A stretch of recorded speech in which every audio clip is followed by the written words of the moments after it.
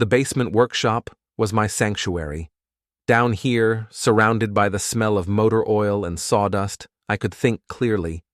The fluorescent lights hummed overhead as I adjusted the carburetor on my '87 Camaro, the one project Fina never understood but tolerated because it kept me out of her way.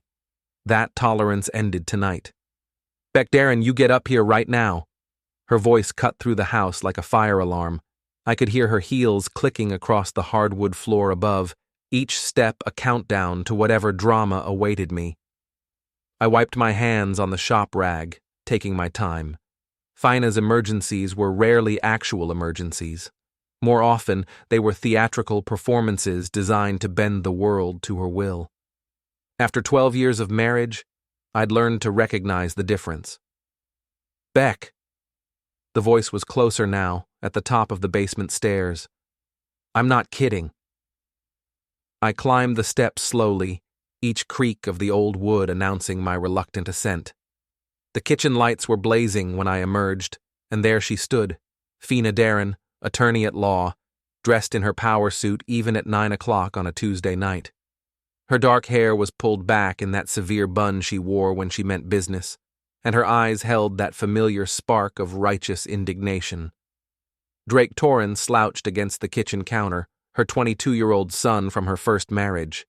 His expensive sneakers were muddy, tracking dirt across the tiles I'd mopped 3 days ago. His designer jacket hung open, revealing a shirt that probably cost more than most people made in a week. The kid had never worked a day in his life, and it showed in every entitled gesture. "There's been an incident," Fina announced, her voice carrying the tone she used in court when addressing a particularly dim witness. I leaned against the door frame, still holding the shop rag. "What kind of incident?" Drake shifted uncomfortably, avoiding my gaze. His usual cocky demeanor had been replaced by something that might have been shame, though with Drake, it was hard to tell. "Drake had a disagreement with Professor Martinez about his grade," Fina began, her words carefully chosen. "There was a misunderstanding about the final project requirements." I looked at Drake, then back at Fina. "What kind of misunderstanding?"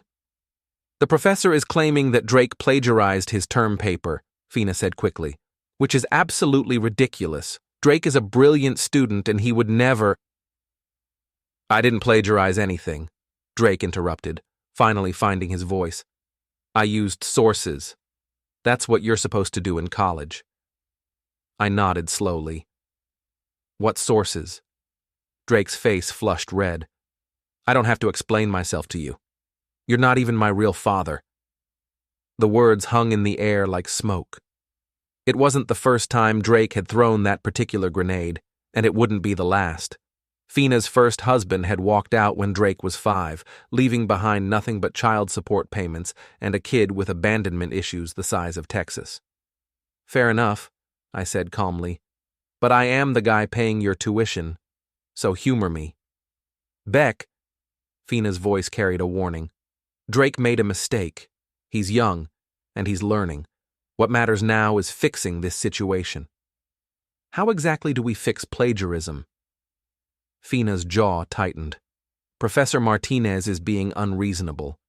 Drake explained that he thought citing the sources at the end of the paper was sufficient. It's a simple misunderstanding about formatting." I studied Drake's face. The kid was many things, lazy, entitled, manipulative, but he wasn't stupid. He knew the difference between proper citation and copying someone else's work word for word. "So, what happened when you tried to explain this to the professor?" Drake's eyes darted to his mother, then back to me. "He wouldn't listen. He just kept saying I cheated, and I got frustrated." "How frustrated?" Another glance at Fina. I might have raised my voice a little. Fina stepped forward. "Drake was passionate about defending his work. Professor Martinez took it the wrong way." I waited. There was more to this story, and I could see it written in the tension lines around Fina's eyes. "The professor called security," Drake admitted finally. "They escorted me out of his office." "After you did what, exactly?" I just knocked some papers off his desk. It was an accident. Fina's hand moved to Drake's shoulder, a protective gesture I'd seen 1,000 times before. The important thing is that we handle this properly. I've already contacted the dean's office to schedule a meeting. We need to present a united front. A united front? As a family, Beck. Drake needs to know we support him. I looked at Drake again. The kid was 22 years old enough to vote, old enough to drink, old enough to take responsibility for his own actions. But here he was, hiding behind his mother like a child who'd broken a neighbor's window. Did you plagiarize the paper, Drake? His face went pale. I told you I didn't. I'm not asking what you told me. I'm asking what you did. Fina stepped between us. That's enough, Beck. Drake doesn't need to be interrogated in his own home. This isn't his home. It's my home. He's a guest here. The temperature in the room seemed to drop 10 degrees. Fina's eyes narrowed to slits, and I could practically see the gears turning in her legal mind, formulating arguments and counterattacks. Drake is my son, she said slowly. This is his home as much as it is yours. Drake is an adult who lives in a college dormitory that I pay for. He visits here on weekends and holidays when he needs money or wants his laundry done. Drake pushed off from the counter. I don't have to listen to this. No, you don't, I agreed. You can go back to campus anytime you want, assuming you're still enrolled after this professor submits his report. Fina's face flushed red. How dare you speak to my son that way? I'm speaking to him the way the real world is going to speak to him when he gets out of college. If he gets out of college. Drake made a mistake. Everyone deserves a second chance. How many second chances has he had, Fina? The incident with the campus police last semester? The credit card bills from spring break? The time he wrecked your car and blamed it on a hit and run? Those were learning experiences. No. Those were consequences that you made disappear with your checkbook and your law degree. Drake stepped forward, his chest puffed out in a pathetic attempt at intimidation. You don't know what you're talking about. You're just some mechanic who got lucky when he married my mom. I smiled. It wasn't a pleasant smile. I'm a mechanical engineer who designs systems for aircraft manufacturers. I make more money in a month than most people see in a year, and every penny I've spent on you has been wasted. Beck! Fina's voice cracked like a whip. That's completely uncalled for. Is it? Let's do some math, Fina. Tuition, room and board, spending money, car insurance, spring break trips, summer camp, private tutors. How much do you think I've invested in Drake's education over the past 7 years? That's not the point. It's exactly the point. I've been subsidizing his lifestyle while he treats me like hired help, and you like his personal attorney instead of his mother. Fina's hands clenched into fists. Drake is my son. I will always protect him and support him, no matter what. Even when he's wrong? Especially when he's wrong. That's what family does. I nodded slowly. And what about when your son disrespects me in my own house? What does family do then? Fina's eyes blazed. You're being petty and vindictive. Drake is under stress, and he said something he didn't mean. Did you, Drake? Did you not mean it when you said I wasn't your real father? Drake's jaw worked silently for a moment. I could see him calculating, trying to figure out which answer would get him out of trouble fastest. I was upset, he said finally. But that doesn't make it okay for you to attack me. I haven't attacked you. I've asked you direct questions about your behavior, and you've responded with insults and deflection. Fina moved closer, her voice dropping to the tone she used when delivering ultimatums in court. Here's what's going to happen, Beck. You're going to apologize to Drake for the things you said tonight. You're going to support him through this situation with his professor, and you're going to remember that he's part of this family, whether you like it or not. I studied her face. Fina was beautiful, even when she was angry. Maybe especially when she was angry. There was something magnetic about her intensity, her absolute certainty that she was right and the world would bend to accommodate her will. It was one of the things that had attracted me to her in the first place. It was also one of the things that had been slowly eating away at our marriage for the past 5 years. "And if I don't?" I asked quietly. Her smile was sharp as broken glass. "Then maybe it's time we reconsidered our living arrangements." The room went silent, except for the hum of the refrigerator and the distant sound of traffic on the street outside. Drake watched us both with the fascination of someone witnessing a car accident, his eyes darting back and forth between his mother and me. "Are you threatening me, Fina?" "I'm stating facts, Beck. This marriage works when we're on the same team. When you decide to undermine me and attack my son, it doesn't work." I looked at Drake, who was trying very hard to appear innocent while his mother fought his battles for him. Then I looked back at Fina, with her perfect posture and her perfect logic and her perfect certainty that she could manipulate me into compliance. Something cold settled in my chest, a clarity I hadn't felt in years. I stood up straight, meeting her gaze directly. The shop rag fell from my hands to the kitchen floor. "Do what you want." The words came out calm and quiet, but they hit the room like a physical force. Fina's confident expression flickered for just a moment, uncertainty creeping in around the edges. "What did you say?" "You heard me." I walked past both of them, heading for the stairs that led to our bedroom. Behind me, I could hear Fina's heels clicking on the kitchen tiles as she followed. "Beck, wait, we need to discuss this." I didn't stop. In the bedroom, I pulled my old military duffel bag from the closet and began filling it with clothes. Fina appeared in the doorway, her face pale. "What are you doing?"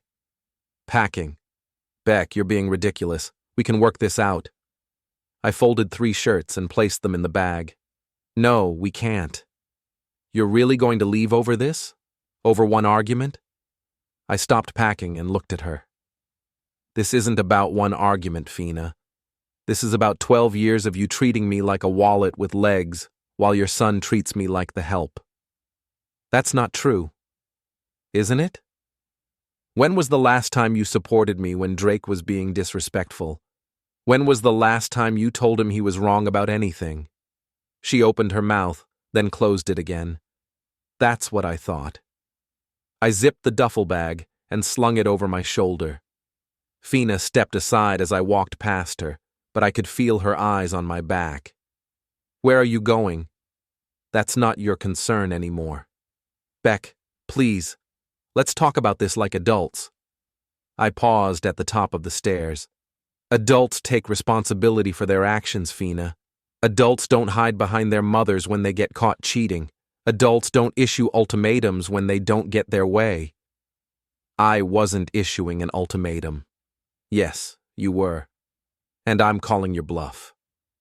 I walked down the stairs through the kitchen where Drake still stood frozen by the counter and out the front door. The night air was cool against my face, and for the first time in months, I felt like I could breathe freely. My truck started on the first try, a reliable rumble that had never let me down. As I backed out of the driveway, I could see Fina silhouetted in the kitchen window, her phone already pressed to her ear. Let her make her calls, let her plan her strategy. Let her explain to Drake how this was all my fault, how I was the unreasonable one, how they were the victims in this situation. It didn't matter anymore. I drove through the quiet suburban streets, past the houses where normal families were settling in for the night, past the park where I used to take Drake to play baseball back when he still pretended to respect me, past the coffee shop where Fina and I used to meet for lunch during the early days of our relationship. The city opened up before me, full of possibilities and free of expectations. For the first time in years, I had no one to answer to but myself. My phone buzzed with incoming calls, but I didn't answer. There would be time for conversations later, when I was ready to have them on my terms. Tonight was about freedom. The Riverside Motel wasn't much to look at, but it was clean and cheap and asked no questions when you paid cash for a week in advance. The room smelled like industrial disinfectant and old cigarettes, but the bed was comfortable enough and the Wi-Fi worked.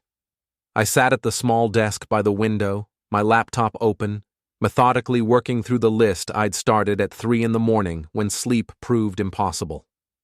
First call, my attorney. Beck, it's barely 7 a.m. What's the emergency? Marcus Whitfield had been handling my legal affairs for 8 years, ever since I'd needed help with a patent dispute at the aerospace company. He was sharp, discreet, and had no patience for emotional drama. I need to activate the postnuptial agreement. Silence on the other end of the line. Then, all of it or specific clauses. The coercion clause, and I want to review the asset protection sections. What happened? I gave him the abbreviated version, the ultimatum, the threat of divorce, my decision to call Fina's bluff. Marcus listened without interruption, occasionally making notes. The postnup is ironclad, he said when I finished, especially the coercion clause. Any attempt to threaten divorce as a manipulation tactic triggers automatic asset protection. Your separate property stays separate, and discretionary spending gets frozen pending mediation. How long does the freeze last? Until both parties agree to counseling or one party files for actual divorce. The beauty of it is that it prevents either spouse from using financial pressure as a weapon. Fina had insisted on the postnuptial agreement 3 years ago, during a period when her law firm was struggling and she was worried about liability issues. She'd wanted to protect our assets from potential lawsuits, and I'd agreed, with modifications. The coercion clause had been my addition, buried in the legal language like a landmine. Fina's attorney had glossed over it, assuming it would never be relevant. They were wrong. I'll file the paperwork this morning, Marcus continued. The freeze will be in effect by noon. What about the household accounts? She keeps access to necessities, mortgage, utilities, groceries. Everything else gets reviewed. Including the college expenses? I thought about Drake, probably sleeping off his hangover in his dorm room, blissfully unaware that his world was about to change. Especially the college expenses. Second call, my bank. The customer service representative was helpful and efficient. Yes, they could set up a new account immediately. Yes, they could redirect my direct deposit. Yes, they could freeze the discretionary spending on the joint accounts pending legal review. Will your wife still have access to the household operating account? For necessities, yes, but I want alerts on every transaction over $50. Of course, Mr. Derron. Is there anything else? Cancel the credit card we set up for her son, the one ending in 4782. That card shows a current balance of $2,847. How would you like to handle payment? I almost laughed. Drake had been busy. I'll pay the balance, then cancel the card. He's no longer an authorized user on any of my accounts. Third call, the cable company. I need to modify the services on my account. What changes would you like to make? Cancel the premium sports package, the movie channels, and the gaming add-ons. Keep basic internet and local channels.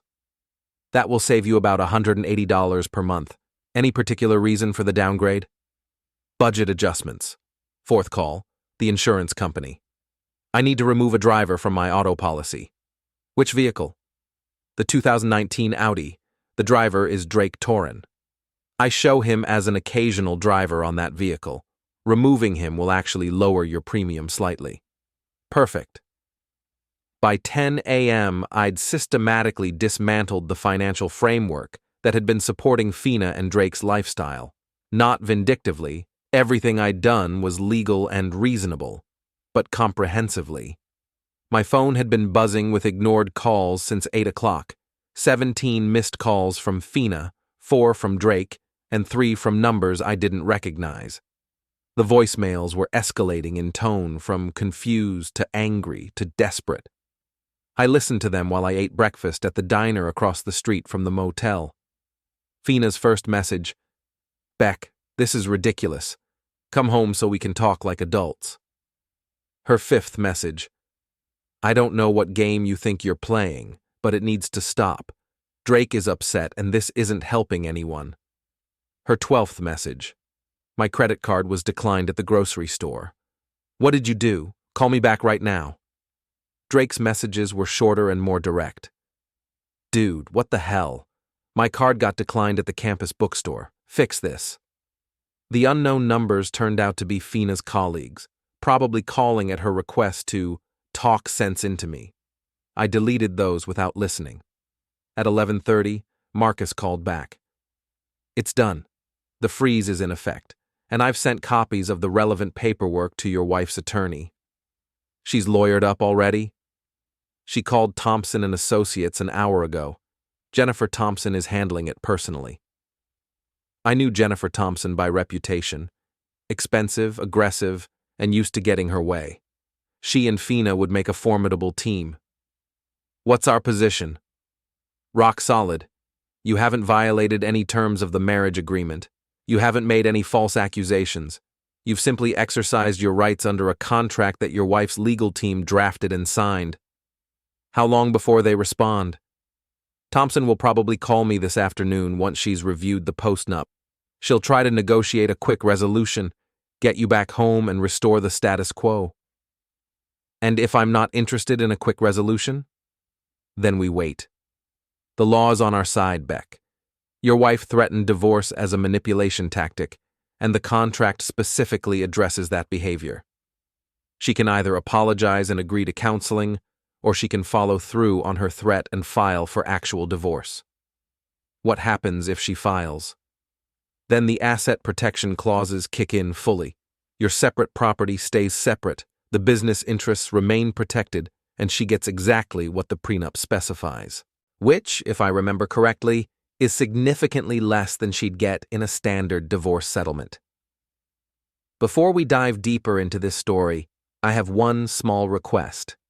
Please subscribe, drop a like, comment, and hit that hype button to boost this channel so more people can discover these incredible Reddit stories. I smiled for the first time since leaving the house.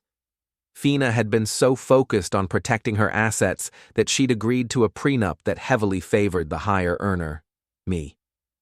Keep me posted on Thompson's response. Will do.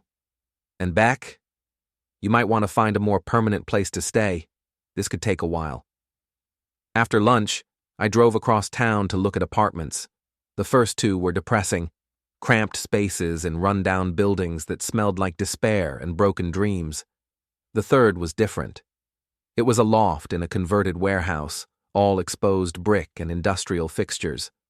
The rent was reasonable, the lease terms were flexible, and the landlord didn't care about my marital status. "When can you move in?"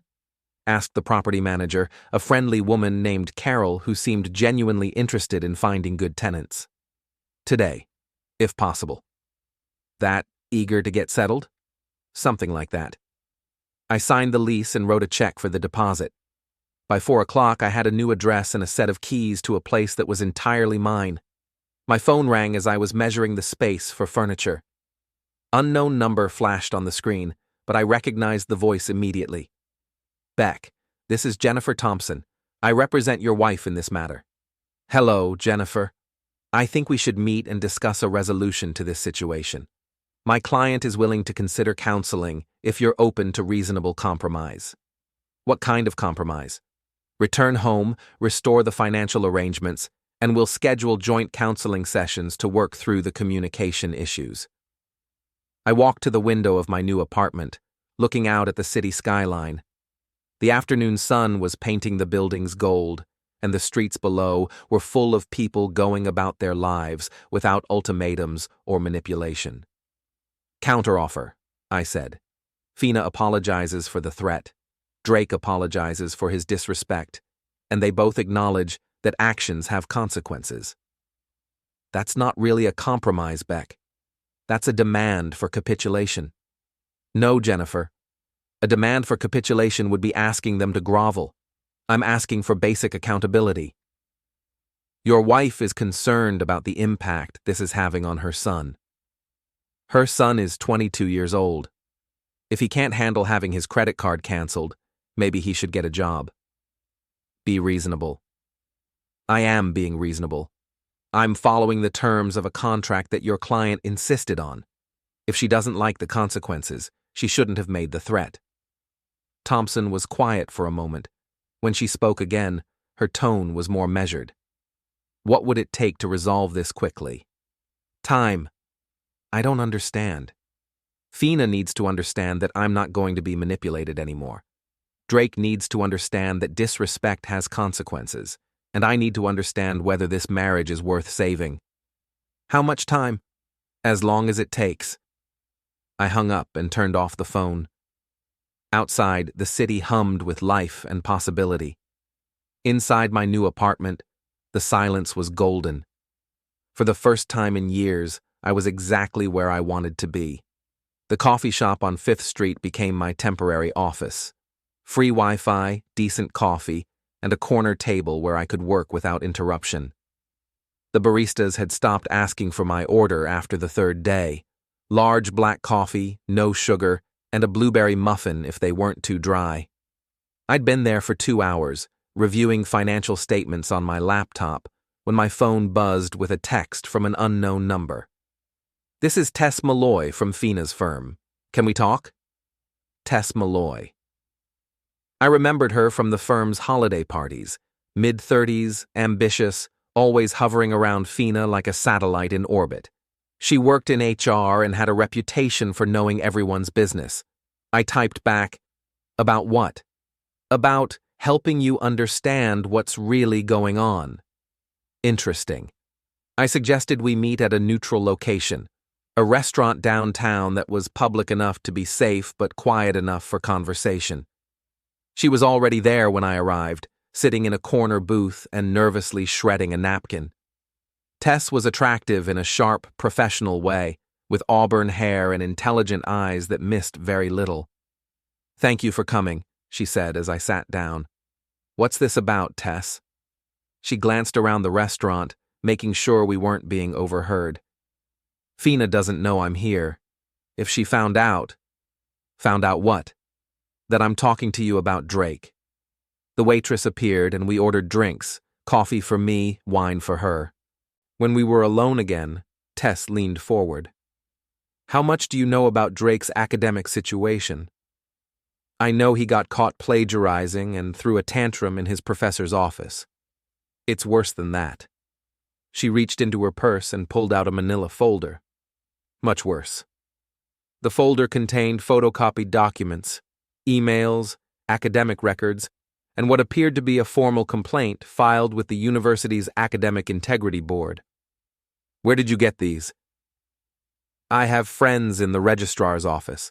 Beck, Drake didn't just plagiarize one paper. He's been buying assignments online for 2 years." I read through the documents, my anger building with each page. The academic integrity complaint outlined a pattern of cheating that went back to Drake's sophomore year. Purchased term papers, copied homework assignments, even paying other students to take online quizzes for him.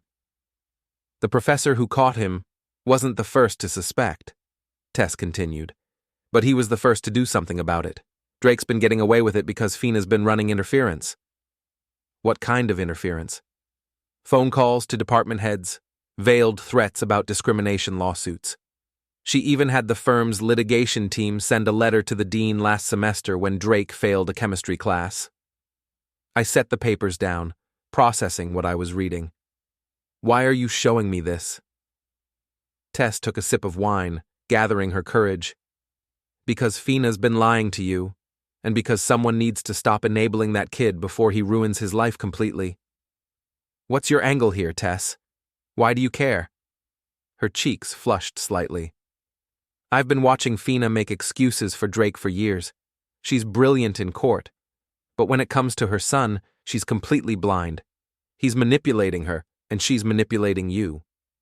And you decided to get involved because? Because I care about Fina, and I can see what this is doing to her." There was something in her tone that made me look at her more carefully. The way she said Fina's name, the intensity in her eyes when she talked about her. This wasn't just professional concern. "You're in love with her." Tess's wine glass stopped halfway to her lips. "That's ridiculous." "Is it? You watch her make excuses for her son. You have access to confidential academic records that you shouldn't be able to get. You're meeting secretly with her estranged husband. That's not normal colleague behavior." She set the glass down without drinking. "My feelings aren't relevant. They're relevant to me. I need to know why you're really here." Tess was quiet for a long moment, staring at the documents spread between us. When she spoke, her voice was barely above a whisper. "I've been in love with Fina for 3 years. She doesn't know, and she never will, because she's married to you and because she's not. She doesn't think about women that way. But you thought if you helped me understand what's happening with Drake. I thought maybe you could save your marriage. I thought maybe if you had all the facts, you could help her see what she's doing to herself." I gathered up the papers and slid them back into the folder. "What you're really hoping is that I'll go back home and fix things so you can keep worshipping her from a distance. That's not fair, isn't it? You're not trying to help me, Tess. You're trying to help yourself feel better about wanting something you can't have." She stood abruptly, reaching for her purse. This was a mistake. "Sit down." Something in my tone made her pause. I wasn't angry. Anger would have been easier to dismiss. I was calm, analytical, the same tone I used when troubleshooting complex engineering problems. "Sit down, Tess. We're not done." She sat, but her posture was defensive. "You're right that Fina's been lying to me," I continued. "And you're right that Drake is manipulating her, but you're wrong about why I need to know." "What do you mean?" "I'm not going back home to save my marriage. I'm gathering information to protect myself in the divorce." Her eyes widened. "You're really going through with it?" Fina made her choice when she issued that ultimatum. She chose Drake over our marriage, just like she's been choosing him over everything else for years. But if you show her this evidence, if you make her see what Drake's really been doing, then she'll find a way to justify it. She'll blame the professors or the system or me for not being supportive enough. That's what she does, Tess. She bends reality until it fits the narrative she wants to believe.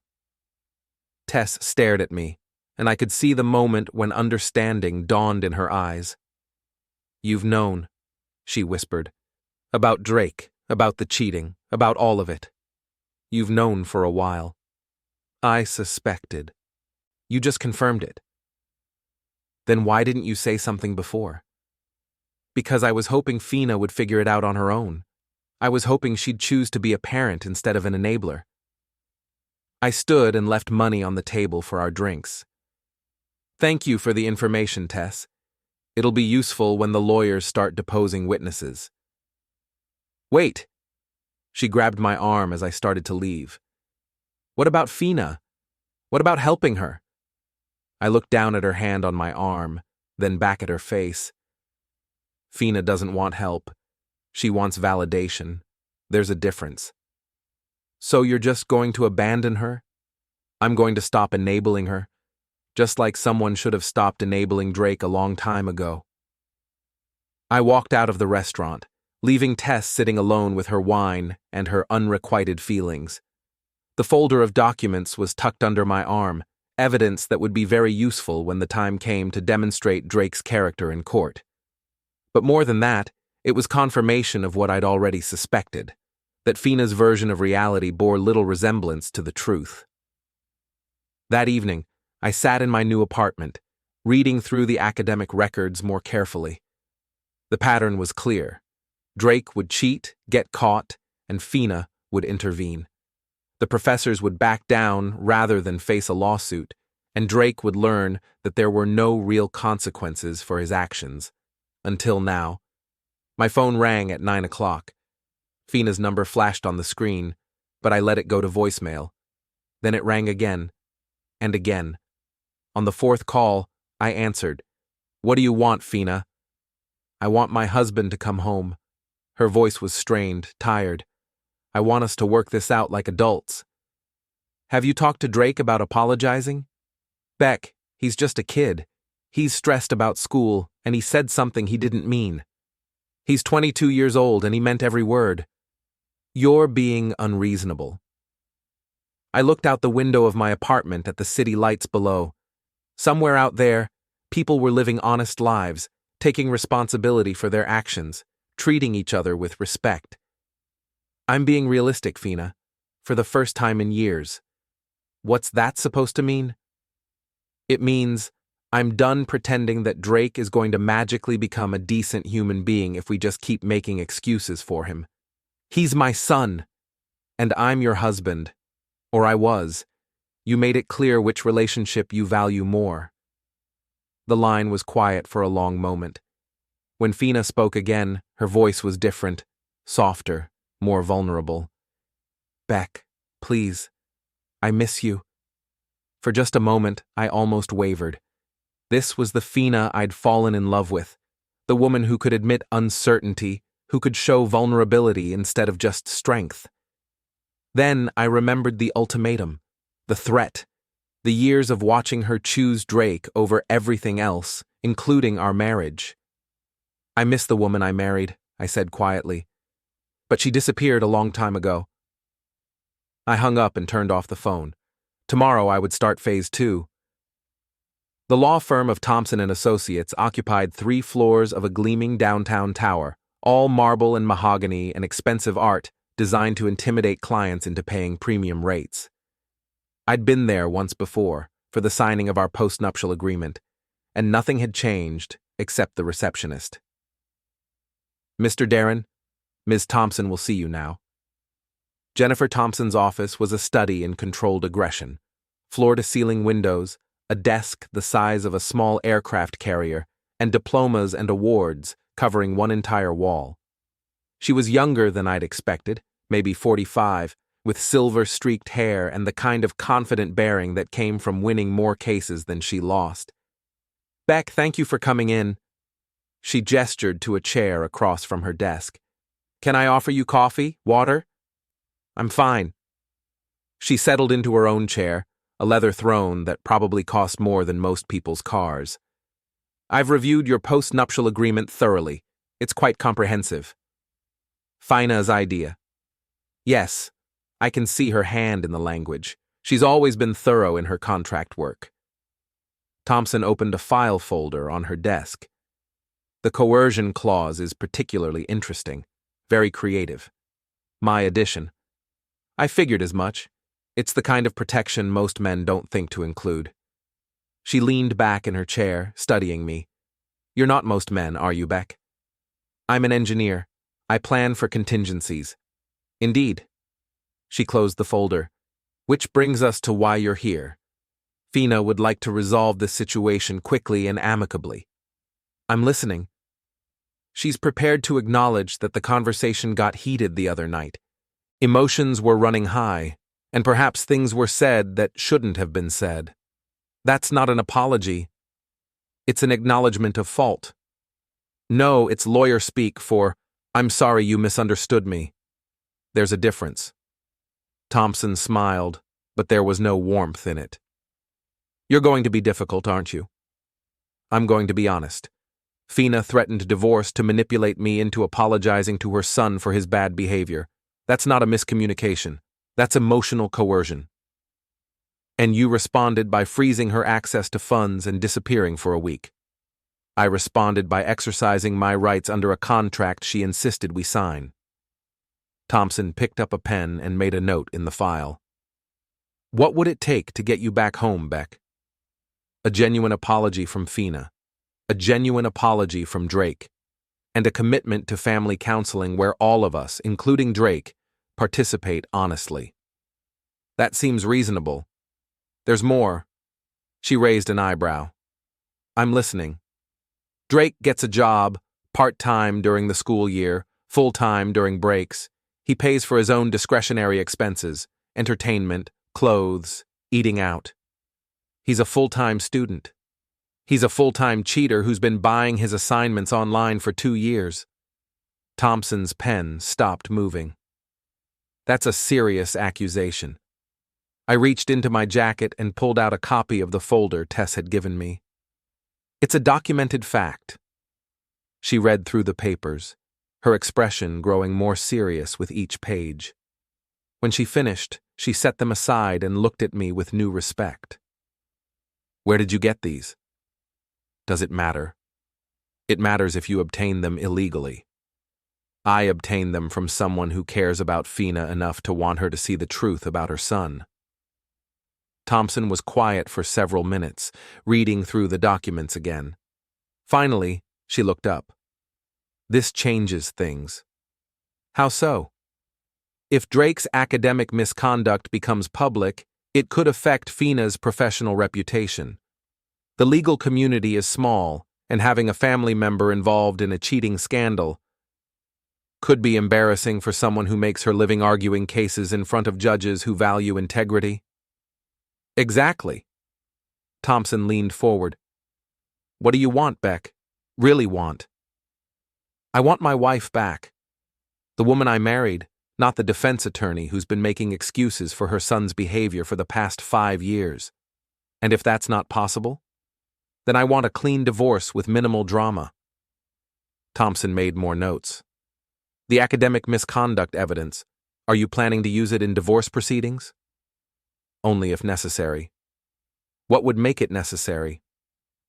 I stood to leave. If Fina decides to make this ugly, if she tries to paint me as the villain in this story, if she attempts to claim I've been abusive or controlling or any of the other narratives that divorce attorneys like to construct, and if she agrees to counseling, if Drake apologizes and gets a job, then the evidence stays private. Thompson nodded slowly. I'll present your terms to my client. You do that. I was halfway to the door when she called my name. Beck, off the record, do you think this marriage is salvageable? I turned back to face her. I think Fina has to decide whether she wants to be a wife or a defense attorney. She can't be both, not when it comes to her son. And if she chooses wrong, then she'll get exactly what she asked for the other night. I left Thompson's office and took the elevator down to the parking garage. My phone had 3 missed calls from Fina and 2 from Drake. I deleted the voicemails without listening to them. The next stop was Drake's college campus. The University of St. Matthews was a small liberal arts school with a reputation for academic rigor and a price tag to match. Rolling green lawns, ivy-covered buildings, and the kind of atmosphere that suggested serious learning happened here. Drake's dormitory was a modern building near the center of campus. I found his room on the 3rd floor and knocked on the door. It's open. Drake was sprawled on his bed, playing video games on a massive television that probably cost more than some families spent on rent. His room was a disaster zone. Clothes everywhere, empty pizza boxes stacked on the desk, textbooks that looked like they'd never been opened. He looked up when I entered, and his expression shifted from casual indifference to wary hostility. What are you doing here? We need to talk. I don't have anything to say to you. I picked up a chair from his desk, moved it next to his bed, and sat down. That's fine. You can listen. Drake paused his game and sat up, his guard fully raised now. My mom said you've been acting crazy, freezing credit cards and stuff. Your mom said a lot of things. Most of them were lies. She doesn't lie. I pulled out my phone and showed him a photo of the academic misconduct documents. She lied about this. Drake's face went pale. Where did you get that? Does it matter? What matters is that it's true. That's private information. You can't. I can't what? Use it to show your mother what kind of person you really are. Drake jumped up from the bed, pacing to the window. You don't understand the pressure I'm under. Everyone expects me to be perfect, and sometimes I need help to keep up. Help is getting a tutor. Help is going to office hours. Help is studying harder. What you did was cheating.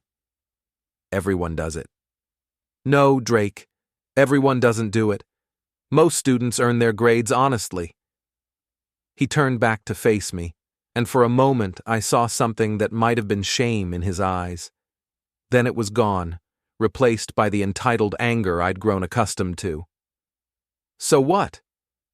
You're going to blackmail me with this? I'm going to give you a choice.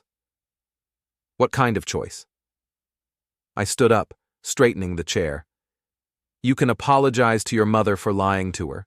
You can apologize to me for being disrespectful.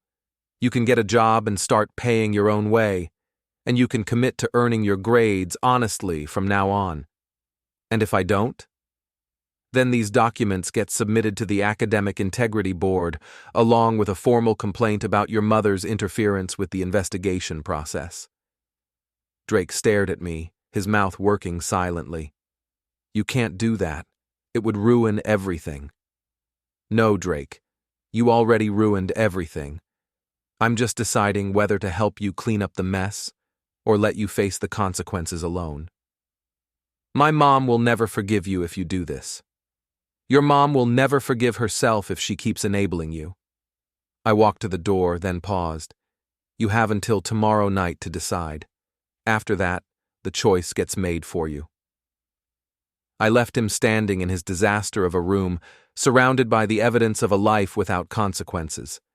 The drive back to my apartment gave me time to think. I'd played my cards carefully, shown enough strength to be taken seriously, but left room for negotiation. The next move was Fina's. My phone rang as I was pulling into the parking lot. Beck, we need to talk. Fina's voice was tight with controlled anger. Now.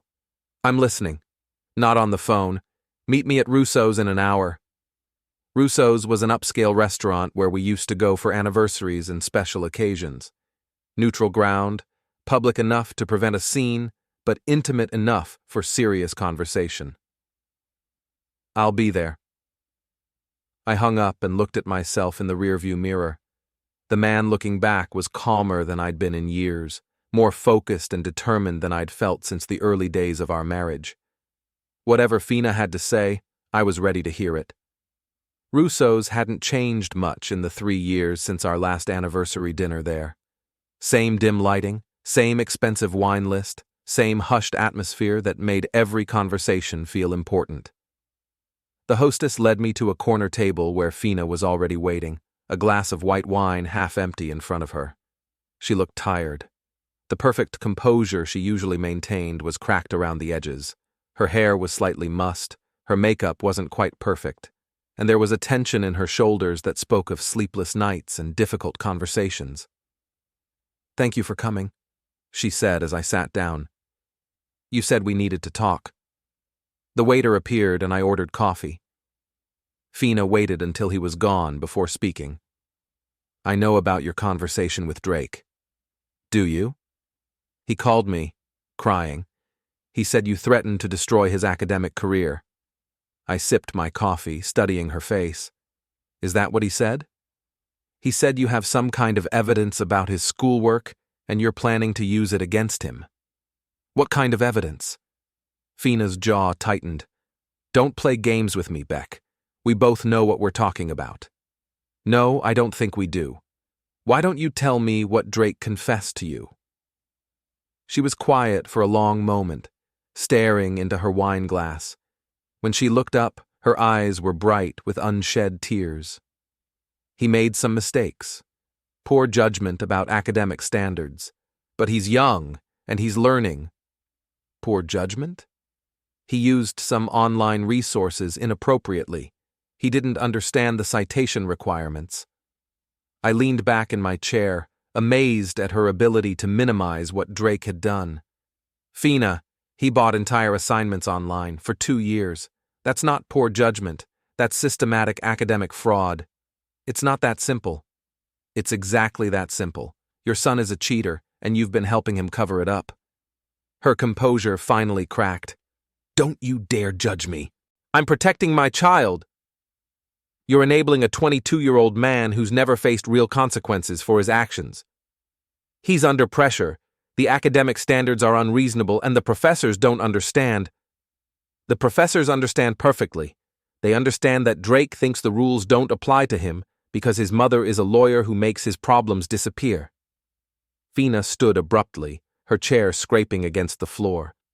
Several other diners turned to look, and she quickly sat back down, lowering her voice. What do you want from me, Beck? I want you to stop lying to yourself about what kind of person your son is becoming. He's a good kid who made some mistakes. He's an adult who's been cheating his way through college while you pay the bills and clean up the messes. So what's your solution? Destroy his future? Ruin his chances at a career? I pulled out my phone and scrolled through the photos I'd taken of Drake's dorm room. Look at this. Fina stared at the images, the mess, the expensive electronics, the textbooks that had never been opened. This is what your son's life looks like, Fina. No responsibility, no accountability, no respect for education or effort or honesty. He's just not organized. He's not organized because he's never had to be. Everything gets handed to him or fixed for him or explained away for him. I'm his mother. It's my job to support him. It's your job to prepare him for the real world, and in the real world, cheaters get caught and fired and sued and humiliated. Fina was crying now, tears running down her cheeks despite her efforts to maintain control. What do you want me to do? Abandon him? I want you to parent him, set boundaries, demand accountability, stop treating him like a victim when he's the one making the choices. And if I do that? If I follow your rules and make him get a job and force him to apologize? Then what? Then maybe we have a chance to save our marriage. And if I don't? I finished my coffee and set the cup down carefully. Then you get exactly what you asked for the other night. Beck, please. I love you. I don't want to lose you. You already lost me, Fina. The night you chose to threaten our marriage rather than address your son's behavior. I was angry. I said things I didn't mean. No, you said exactly what you meant. You meant that Drake's feelings matter more than my dignity. You meant that his comfort is more important than our relationship. You meant that I'm supposed to apologize for expecting basic respect in my own home. She reached across the table, trying to take my hand.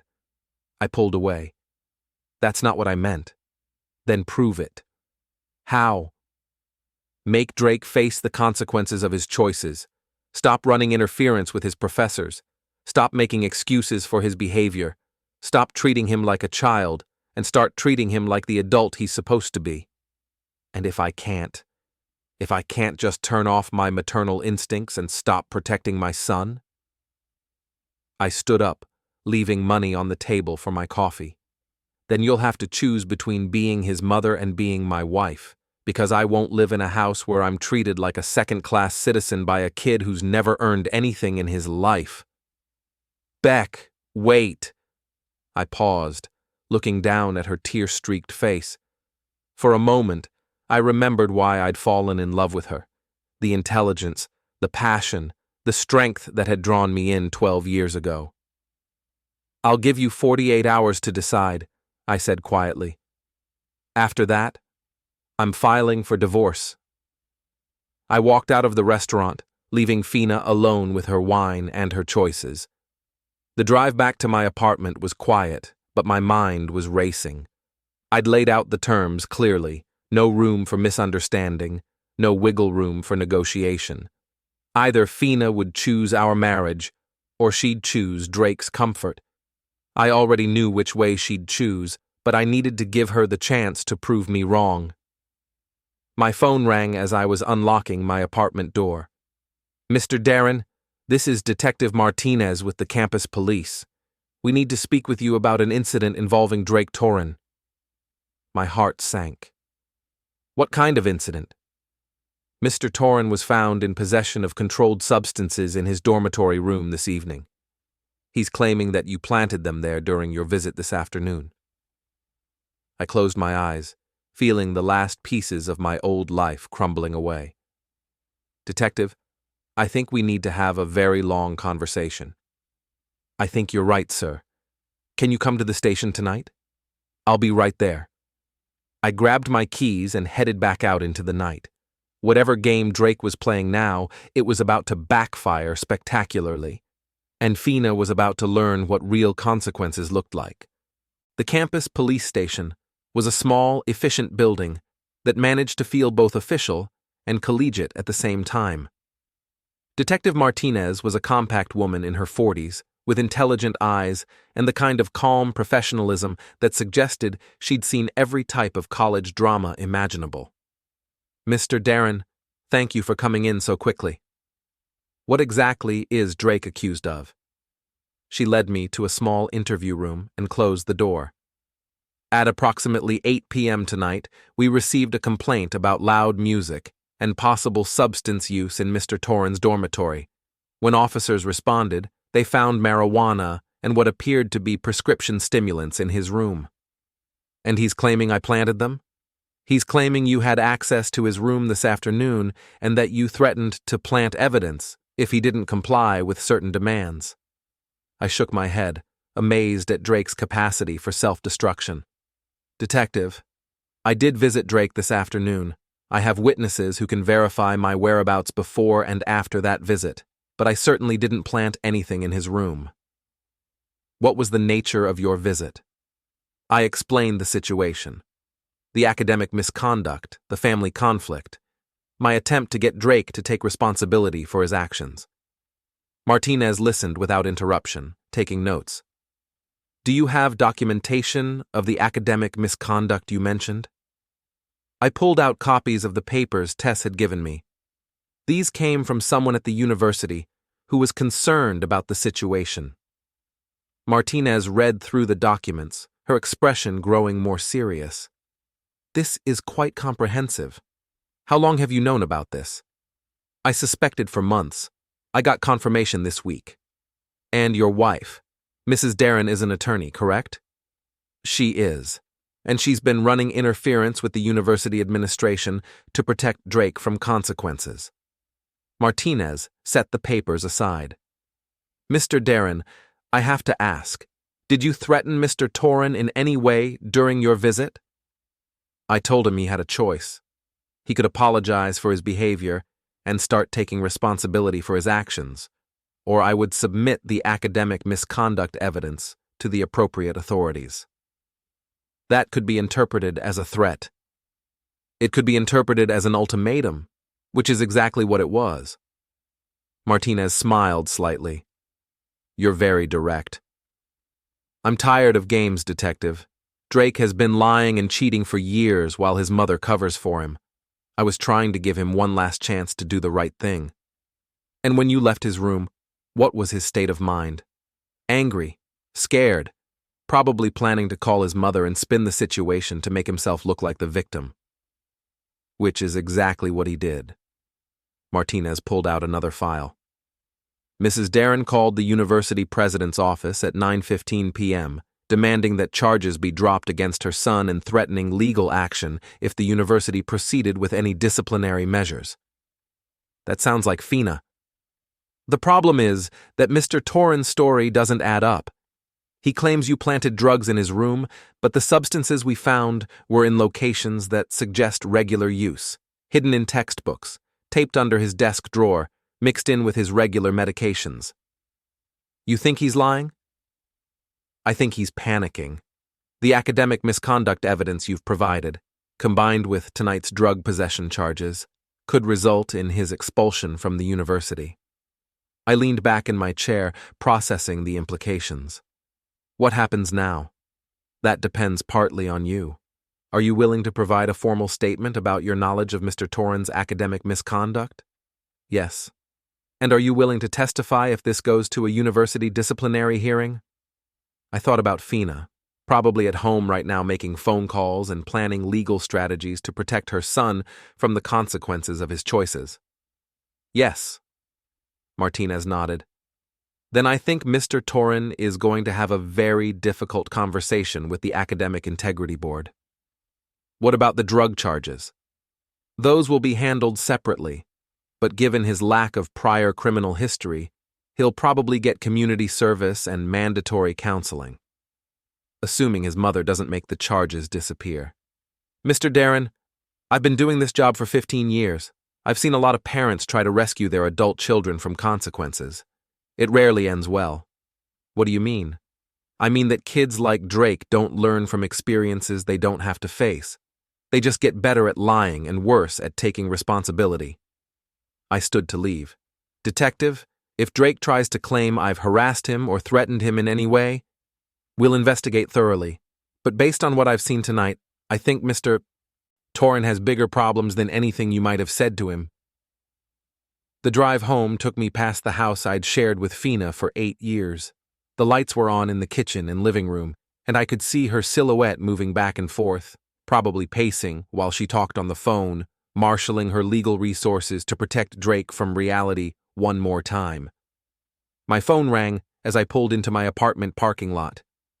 "Beck, what did you do?" Fina's voice was raw with exhaustion and anger. "I visited your son and told him the truth about his situation. The police found drugs in his room."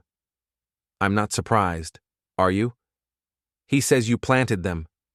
"Fina, think about what you just said.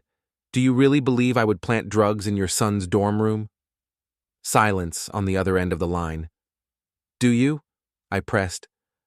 "I don't know what to believe anymore." "Then let me make it simple for you. Drake got caught with drugs because he uses drugs.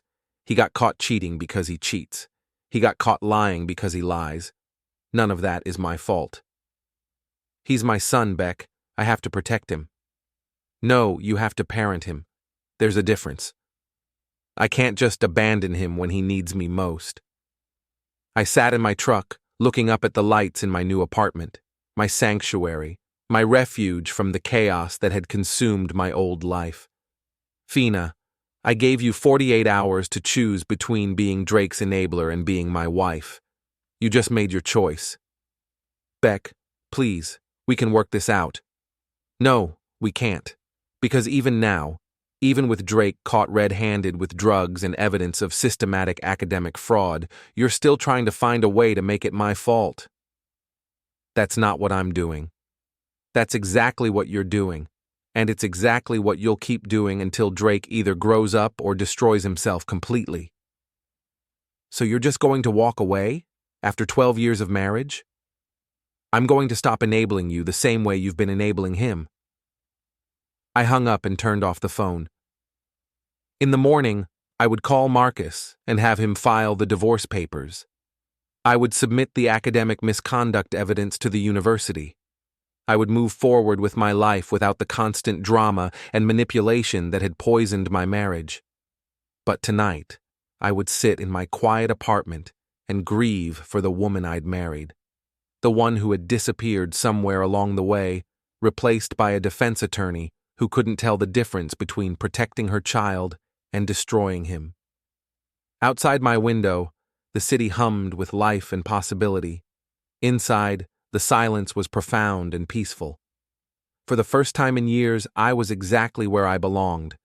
The mediation conference room was sterile and beige, designed to drain emotion from even the most contentious proceedings. I sat across from Fina and her attorney, Jennifer Thompson, while Marcus reviewed the final settlement documents. Fina looked older, worn down by 3 months of legal battles and family crisis. Her perfect composure was intact, but there were lines around her eyes that hadn't been there before, and her hands trembled slightly as she signed each page. "The asset division is straightforward," Marcus was saying. "Mr. Derron retains his separate property, including the business interests and retirement accounts. Mrs. Derron receives the house and her separate property, plus the agreed-upon spousal support for 18 months. Thompson nodded. "And the confidentiality clause regarding the academic misconduct evidence?" "Remains in effect as long as there are no further legal challenges to the settlement." I watched Fina sign the papers, each signature another step away from the life we'd built together. When she reached the final page, she paused. "Beck, I want you to know that I never meant for things to end this way." "I know. I was just trying to protect my son." "I know that too." She finished signing and set the pen down. Do you think I was wrong? About Drake?" I looked at her, really looked at her, for the first time in months. The intelligence was still there, the strength that had attracted me in the first place. But there was something else now, something that might have been wisdom earned through pain. "What do you think, Fina?" She was quiet for a long moment. "The university expelled him last month. The Academic Integrity Board found evidence of systematic cheating going back 2 years. I heard. He's living at home now. No job, no school, no direction. He spends most of his time playing video games and blaming everyone else for his problems. What are you going to do? I don't know. For the first time in his life, I don't know how to fix this. Marcus and Thompson were gathering their papers, giving us a moment of privacy. Maybe that's the point, I said quietly. Maybe some things aren't supposed to be fixed by other people. Maybe. She stood to leave, then paused. Beck, I'm sorry. For all of it. For the ultimatum, for choosing sides, for not seeing what was happening until it was too late. I'm sorry too, Fina, for giving up on us. You didn't give up. I pushed you away. We looked at each other across the conference table, two people who had once loved each other enough to build a life together, now saying goodbye to the wreckage of that life. Take care of yourself, I said. You too. She walked out of the conference room, and I watched through the window as she crossed the parking lot to her car. She moved slowly, like someone carrying a heavy burden, and I felt a pang of sadness for the woman she might have been if she'd made different choices. But not regret. Never regret. Marcus packed up his briefcase. How do you feel? Free. Any second thoughts? I thought about my new apartment, my work, the quiet evenings without drama or manipulation or constant crisis management. None. We walked out of the building together, into the afternoon sunshine. The city stretched out before us, full of possibilities and new beginnings. My phone buzzed with a text message from an unknown number. Mr. Derron, this is Drake. I wanted to say I'm sorry for everything that happened. You were right about me, and I'm trying to do better. I stared at the message for a long moment, then deleted it without responding. Some apologies come too late to matter. Some consequences can't be undone with words, and some people have to find their own way to redemption, without help from the people they've hurt. I got in my truck and drove home to my new life, leaving the past where it belonged, in the rearview mirror, growing smaller with every mile.